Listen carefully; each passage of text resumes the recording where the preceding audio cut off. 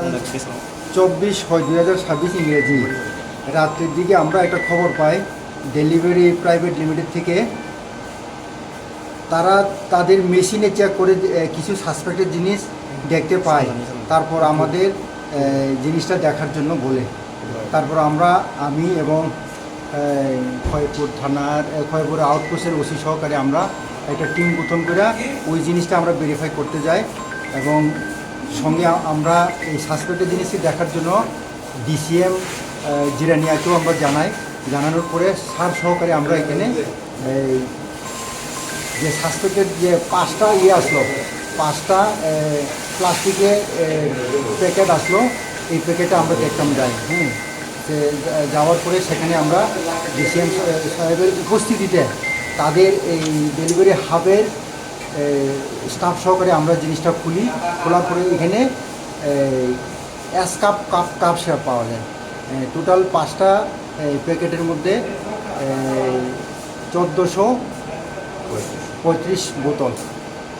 তারপর আমরা তাদের মাধ্যমে বিভিন্ন লিঙ্কে খুঁজ করে জানতে পারি যে অ্যাকচুয়াল যে মালটা রিসিভার আমরা হের পিছনে ডিটেন করার জন্য আমরা সিভিল ড্রেসে আমরা মানে পেতে বসি আর কি, তাদেরকে ডিটেন করার জন্য যারা ইনভলভ ছিল।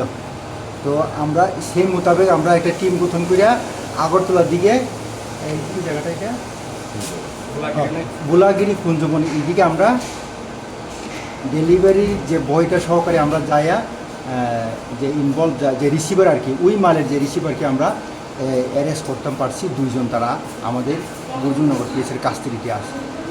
তাদেরকে আজকে কোথায় পাঠানো? হ্যাঁ, তাদের এগেন্সে অলরেডি এনডিপিএসের একটা স্পেসিফিক কেস রেজিস্টার করা হয়েছে, যার মামলা নাম্বার 29/2026 এবং আজকের মধ্যে আমরা এনডিপিএস কোর্টে আগরতলাতে আমরা প্রেরণের আমরা প্রসেস চালিয়ে যাচ্ছি। আর কি রিকভারি করা হয়েছে? আমি প্রথম বলছি যে ডেলিভারি হাট খয়েরপুর থেকে তাদের ভিতরে হাফের ভিতরে ডেলিভারি কোম্পানি কুরিয়ার সার্ভিসের মতো। নাম টাম জানা গেছে কার মালগুলি, মানে না, এটা তদন্তের স্বার্থে এটা আমরা এটা বলতে পারবো না। আর কি কেউ আছে? আমরা এটার সাথেও আরও অনেকে ইনভলভ থাকতে পারে, যে তদন্ত চলছে, এটা আমরা কিছু সিক্রেট করা মানে রাখা হচ্ছে। আনুমানিক বাজার মূল্য কত হবে? বাজার মূল্য 3.5 থেকে 4 লাখ করে ওই ফেন্সি দিলে, অ্যাসকাপ ফেন্সি দিলের মূল্যটা।